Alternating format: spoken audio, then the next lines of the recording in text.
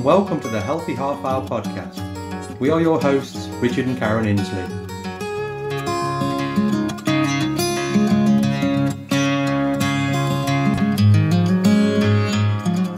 The Healthy Half Hour podcast is your resource for all things healthy, and we will be discussing how to make nutrition, fitness and lifestyle choices work for you. We will be sharing our own personal insights along with research gathered from working in the health and fitness industry for the past 10 years. Our show is brought to you by the 7 Day Shred, which can be found at 7dayshred.com, and please feel free to visit our podcast website, which can be found at healthyhalfhourpodcast.com. And now on to today's show.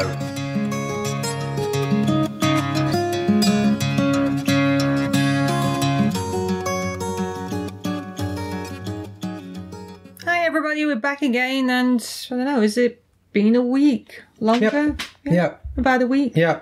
Okay, so the weather's still nice, and we've had some really hot days, and the exciting thing that's happened is last night yesterday afternoon we did our first draw of honey from our bees. So we took our 14 frames to our friend's house, and he's got some beehives on our property as well. So he's got this big fancy electrical spinner. So we went and took some frames to his house, and we got 68 pounds of honey just from our first draw, didn't we? Yep, so I wanted to take some frames down there because the bees will...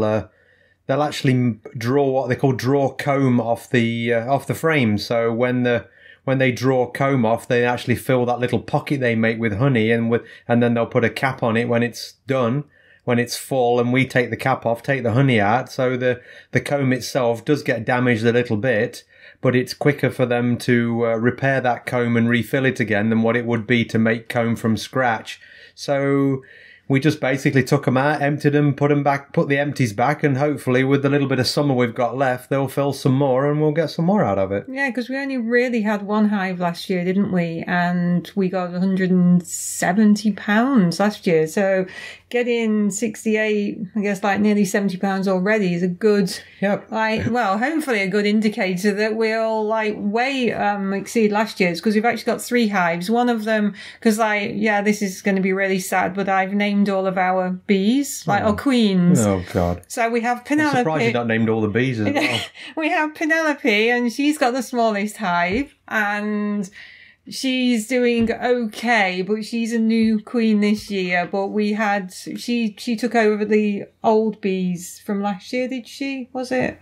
No. Didn't she? No, we did a split, and I put 2 frames of brood in there, And then we've got Veronica that's doing amazing. She's this year's queen as well. And we had a nuke of about 4,000 bees. So that one's going leaps and bounds. And then we've got Abigail, who you'd written off completely and you were going to kill her. Oh, she was ready for the block. Because she was old. But she's just flying ahead. We should change this to the beekeeping half hour. I know. Well, everybody's interested. And especially except for all those guys that switched off. Yeah, especially when when we post things on social media, photos of the bees and videos. It generates a lot of attention. Yeah, so if you want to follow our social media on that, we're going to put some more videos on of the bee stuff because people are asking the questions. So mine's at RPE Fitness, and mine is Healthy Way _ED for everyday, I think, on Instagram. They're both Instagram. Well, I'm on RPE Fitness for everything, so if you want to stalk me, help yourself. Yeah, and I think I was only allowed so many letters, so that's why I couldn't put Healthy Way everyday. So okay. So before we start today's podcast, which is about leptin and insulin, yes, the 2 hormones that will stop you getting thin, we had a quick question from Joy, and Hi, Joy. Joy's question was, which she sometimes does, falls off the wagon a little bit. She's doing keto and doing really well, but kind of gets sucked into family occasions and sometimes other things that happen around her life. And sometimes the only thing she gets offered to eat is not exactly keto, or there's a family celebration. And again, she just wants to hang with the crowd. And she kind of falls out of the keto thing. She asked the question, if she does that, if she kind of fasts for 2 days, would that get her back into keto fairly quickly? And the answer, Karen, is... Yes. Okay, we'll move on. No, obviously, but firstly, I mean, let's get over this, falling off the wagon. There's actually, there's no wagon to fall off. I mean, when you go out, you're going out for food, and you're going out to be social. You don't want to be some dogmatic militant friend that nobody wants to invite you around because, can't eat this, can't eat that. And if you go to a social event, whether it's a friend's party or out for a meal, the stress of actually what you're eating is actually worse for your health and worse for your waistline than the food itself is. And you stressing out over what you're eating is actually going to make you gain more weight than actually eating the cheesecake. So, cheesecake. And you've also got to think about the fact that when people say I eat keto, I eat paleo, I eat whatever ways. I eat food. Yeah, exactly. Stop labeling yourself. Just say that you've found the most varied whole food options that works for you, that keeps you at your optimal energy levels, ideal weight, and optimal health. Because at the end of the day, why do you want to put a label on yourself? You're just following a particular protocol. But when it comes... Don't fall off that soapbox. It's a long way. I know, it is, yeah. And there's 3 formulas which we discussed it about 2, maybe 3 podcasts ago. I mean, it's like paleo. There's different formulas. There's different formulas of keto. So the standard keto diet, the cyclical keto diet, and the targeted ketogenic diet. And when it comes to, as people say, falling off the wagon, you go somewhere and eat something that doesn't quite fit in with your macros, then fasting's great, because fasting will get you into ketosis quicker than absolutely anything else. Yep. And so if you chose to follow a keto diet or you chose to do fasting is going to get you there quicker. And also, I was reading somebody put a post on social media the other day, and it was one of the keto Facebook groups that I haven't been kicked out of. And this, somebody was asking about I had this, and is it going to kick me out of ketosis? I can't remember what the food was. And this other girl replied to us saying, that she was so fat adapted, this other girl was, that she can actually relax what she eats now, and she'll have some higher starch carbs, or she might have that piece of cheesecake, and she doesn't fall out of ketosis. Or even if you do, if you're so metabolically active that you do have something higher starch, you'll probably either not drop out of ketosis at all, or you will just bounce back in. And I know that we've said that the pea sticks are totally useless, but when we say pea sticks, I don't mean sticks for holding peas. We mean a stick you pee. I don't go in the garden and cock my leg off a pea stick. No, I mean it's a stick that you pee on. And so they just recognize your pea ketones, but I mean, I follow primarily a paleo diet, which we've said before. We eat whole foods. Some days and cheesecake tonight now. Cheesecake! Yeah, we've got some in the freezer actually. You've mentioned it. I know, so you're not going to stop mentioning it. Now you've thrown me off what I was actually saying. The pea sticks, yeah. So I can eat something a higher starch, maybe even a piece of bread. Ooh, that's just Keto Police will be out now. Mm-hmm. But can hear the sirens. My ketones don't really change much. I can actually stay in ketosis. So at the end of the day, don't stress out over, I'm going to go out of ketosis. I've eaten this, I've eaten that. Just move on. So yeah, and so yes is the answer, Joy. And if you want a bit of a little bit of an extra Kickstarter in there, a little bit of MCT wouldn't go amiss, especially on those, if you are fasting for the 48 hours and you feel a few hunger pangs coming on. And we're going to talk about why you get hunger pangs today. Mm-hmm. And so if you get those coming on, and again, your energy dips a little bit, then yeah, a little bit of MCT can help. Again, just watch the dosage, because it can help a little bit too much and spend the rest of your day on the can. But yes, today's podcast, we are going to talk about leptin and insulin. Most people have heard of insulin, but probably a lot of people have not heard of leptin.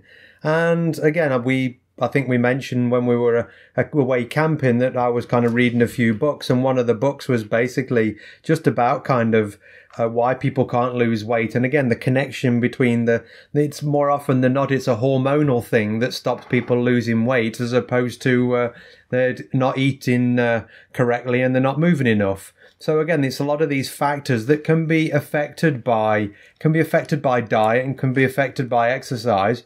But again, there are things you can do to kind of regulate these two hormones that are then going to favorably help you lose body fat. So leptin, we'll start with the one you've probably not heard of. Well, leptin is a hormone. It's actually named after the Greek word leptos, which ironically means thin. I actually didn't know that, and you didn't until you looked it up. And No, so we learned something new today. There you go. So it's switch off and... We're Greek. We can speak fluent Greek now. Oh, there we go. Leptos. Leptos. Oh, wow. I'll be back. Oh, we're so fluffy! Oh. I haven't done an Agnes show like forever. Where did I'll be back come from? Anyway, so basically what it is, it's a hormone that's actually made in the fat cells and also in the enterocytes in the small intestine. So again, that's just the cell wall of the small intestine. So what leptin actually does, it actually acts on the hypothalamus, which is in the brain, and that is tied into the central nervous system. So what it actually does then, it helps regulate the energy balance to regulate hunger. So what it does, it basically says, hello, we're hungry. So when leptin shouts at the hypothalamus, energy's low, we're hungry, let's eat some more. So that's basically what happens. And theoretically then, after you eat and also in that energy balance, it will reduce fat mass. So what happens over time is your leptin will keep shouting at the hypothalamus, and then the leptin levels are going up, and then the hypothalamus will start to ignore it because the cells in the hypothalamus become resistant to keep being called on. We're going to discuss this more in the insulin thing because, again, it's a very similar thing happens with insulin. So your body starts to produce more leptin. It produces more leptin, yet the hypothalamus doesn't actually say to the body, we're not hungry anymore, reduce energy. So you get more and more fat cells. So the more fat cells you get, the more leptin goes up, the more resistant the hypothalamus gets. And so basically it just ends up in this loop, and this loop that is very, very is difficult to get out of. And so what's happening is all this, you just end up storing more energy as body fat, and then this higher fat mass is then maintained because the body is just thinking there's only so much fat mass because it's the leptin signaling it's actually getting. And when it comes to fat cells, like, you can't actually get rid of them. I know people like wish they could, well, unless you actually go and have liposuction, but that's a little bit more expensive. And it actually takes about 10 years for one of your fat cells to die, but it actually does get replaced after it's died. But what we don't want to do is encourage them to actually get any bigger. But if you can make more, though. Yes, if your fat cells get too big. I'm getting to that bit. Oh, shut up, Richard. Oh. So if we're actually eating more than the body needs to build muscle and like keep your basal metabolic rate where it should be, then you will gain extra fat mass. And basically when your fat cells become completely full, then yes, you will actually make more fat cells. I said that. But that's not actually necessarily a bad thing. And obviously I know everybody's going to think that is, but what will happen is that if you don't make more fat cells, then the excess fat will spill out into your bloodstream and obviously flood your bloodstream with like free fatty acids and triglycerides. And obviously that'll increase the blood glucose and can lead to type 2 diabetes. So actually generating more fat cells is not always a bad thing. But if ever any of you, which probably everybody has at some point, I think I've seen about 5 minutes in total of a Biggest Loser show. You've probably seen on the Biggest Loser that obviously those contestants lose a huge amount of weight. And then if you probably look at the thousands of contestants that have been on there, probably about 5% maybe of like maintain their weight loss. But what happens is when you lose a lot of body fat, your body's got this sensor that actually detects how full your fat cells are.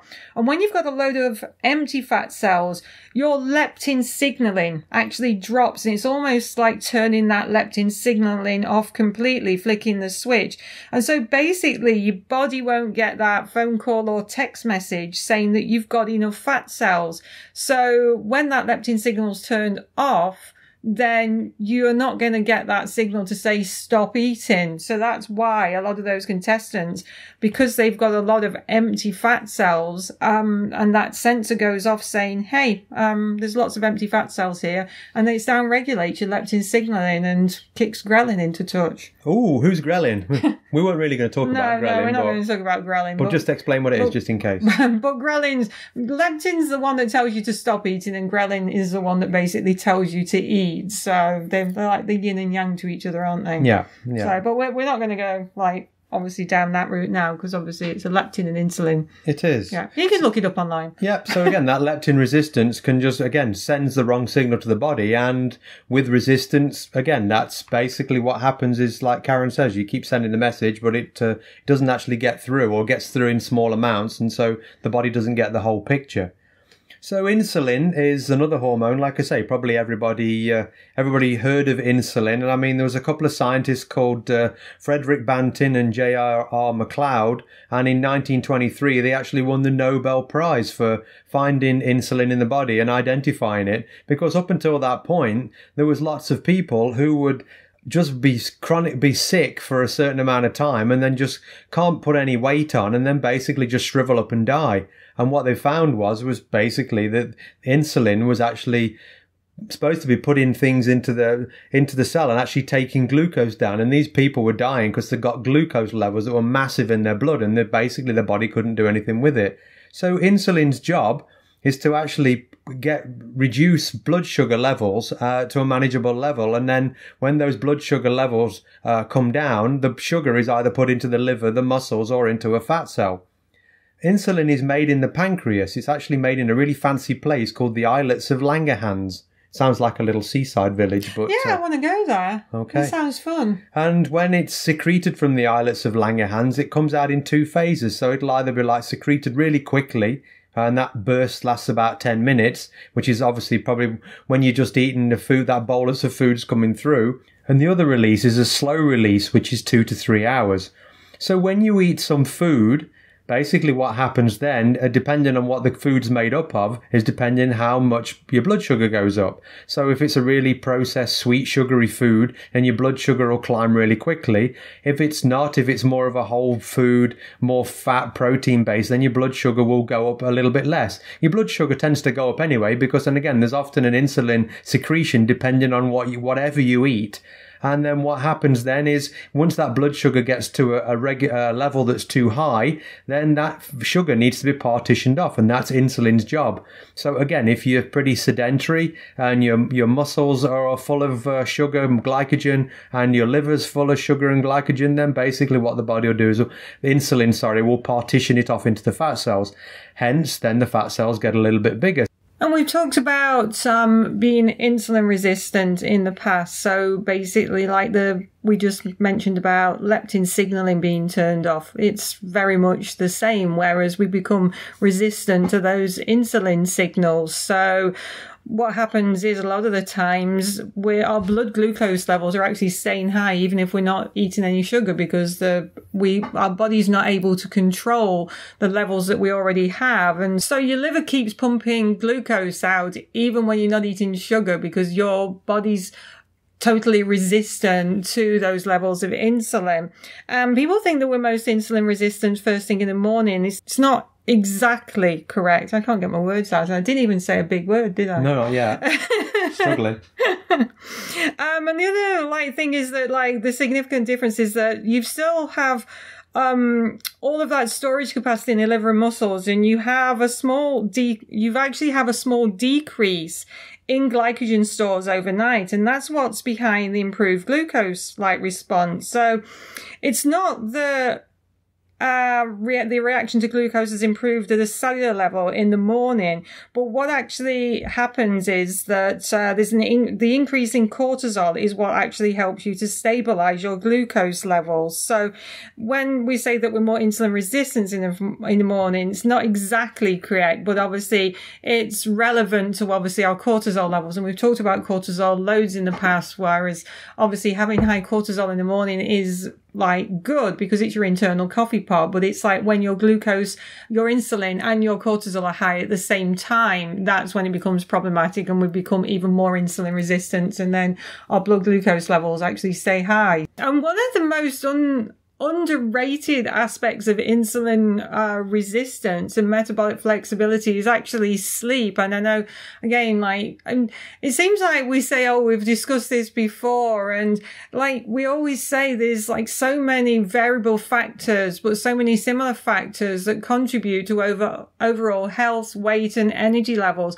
But what happens is when anything that we put in our mouths, we're feeding our body at a cellular level. So when we are eating like higher sugar diets, what's happening is the sugar's going into the cells and your cells are going, hey, we've not got all the nutrients that we want, because again, when we have a high carbohydrate, high processed food, high sugar diets, we're not getting all of the nutrients that we need.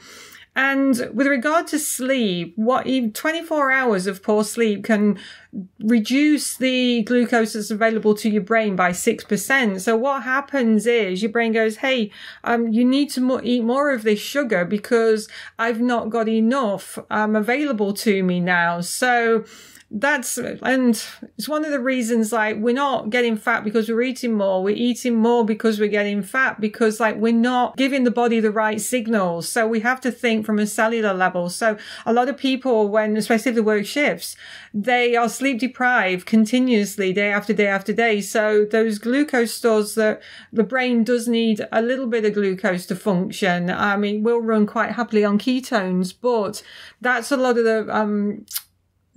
the reasons why cravings happen and people think that they've got like a sugar addiction, is because you're not feeding the body at a cellular level. And sleep is doing that. So sleep's like depleting the glucose availability to the brain. So it just keeps telling you eat more, eat more, eat more. And it just is telling you to eat more sugar. And one of the things when it comes to blood glucose and insulin is the best thing to manage insulin and blood glucose levels is exercise.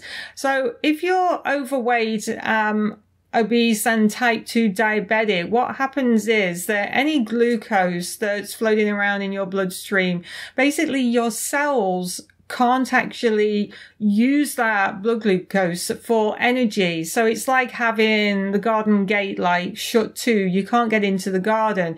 So your blood glucose levels stay high because your cells can't open the gate and like actually let them in and use them for energy. So what happens is, though, if you're type 2 diabetic and you exercise actually bypasses that pathway.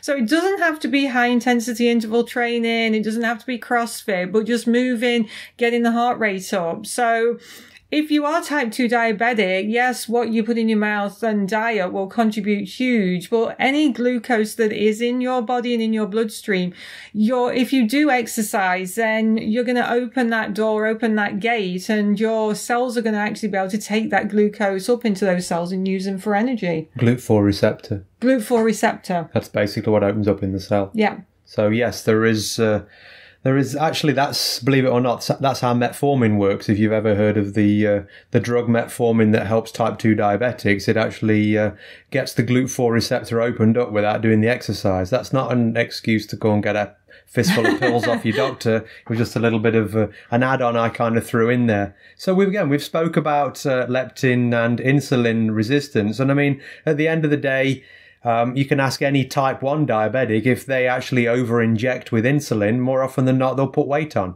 and which just really goes to prove that insulin's effect with weight increase. So really, I mean, the nuts and bolts of actually getting around this is reduce how much insulin your body has to make, which again, for people who are losing weight, which is why the keto diet, we're coming back to that, and diets of whole foods are actually quite popular.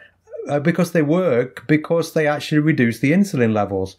And so with that insulin reduction, then again, the system will normalize. And you've probably heard that type 2 diabetes patients or sufferers can actually reverse type 2 diabetes. That reversal purely is because they actually call less on those, on the islets of Langerhans to make more insulin.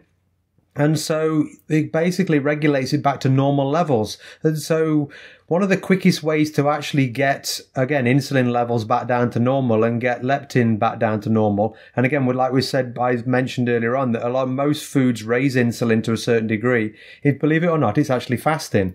And again, we've already done a podcast on fasting, but fasting will really help you normalize those hormonal levels, especially when it comes to leptin and insulin. One caveat with that is basically with the cortisol Karen was just talking about, is obviously fasting is a stress on the body. So again, depending on, look at your lifestyle and things, because again, if you've got a high stress lifestyle, adding more stress to it with fasting can sometimes not work out well for you. But again, that's down to the individual line. And I forgot to say that one of the ways as well to make sure that leptin signaling stays like turned on is, we've talked about this before as well with regard to people saying, oh, I have 3 meals a day and 2 snacks. Well, it's not what you're supposed to do. That can actually turn off that leptin signaling, because what happens is you actually have to give your body enough time in between meals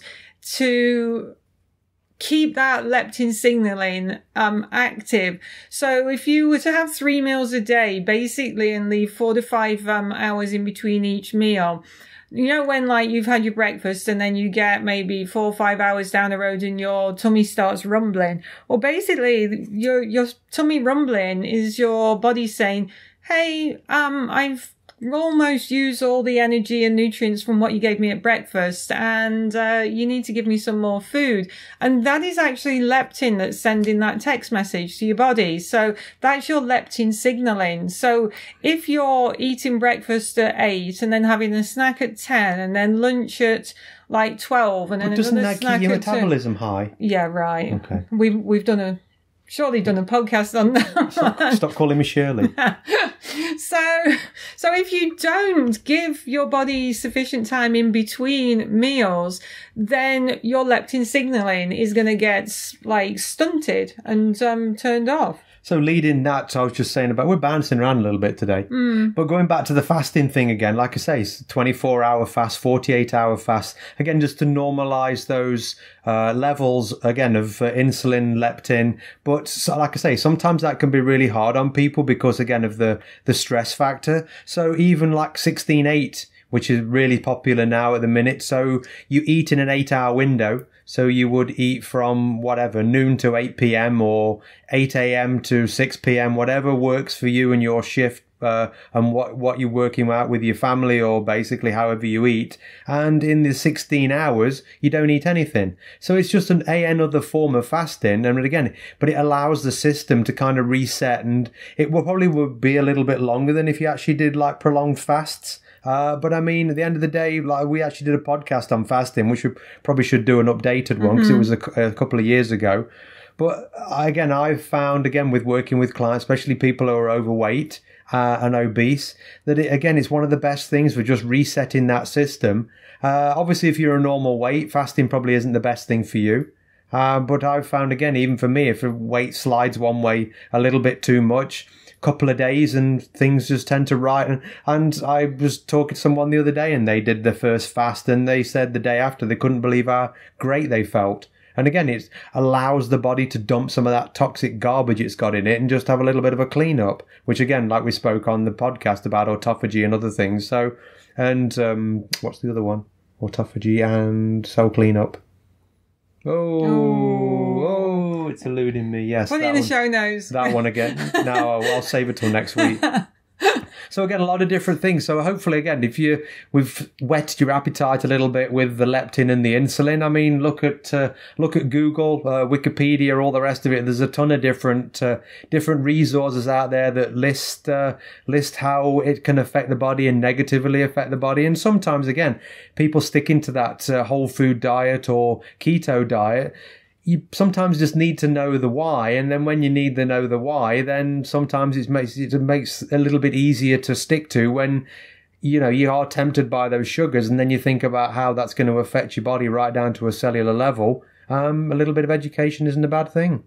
Like we said with Joy's question, don't beat yourself up, and don't label yourself. Just follow a whole foods protocol that works for you. Yep. Till next time. That's all we have time for right now, but we do hope that you join us for our next show. And if you want to contribute to an upcoming show by suggesting a topic that you would like us to discuss in more detail, then hop over to our website, healthyhalfhourpodcast.com, subscribe to our podcast and submit your suggestions. The Healthy Half Hour Podcast was brought to you by the 7 Day Shred, and don't forget to share our details with your friends and review our show. Until next time, thanks for listening.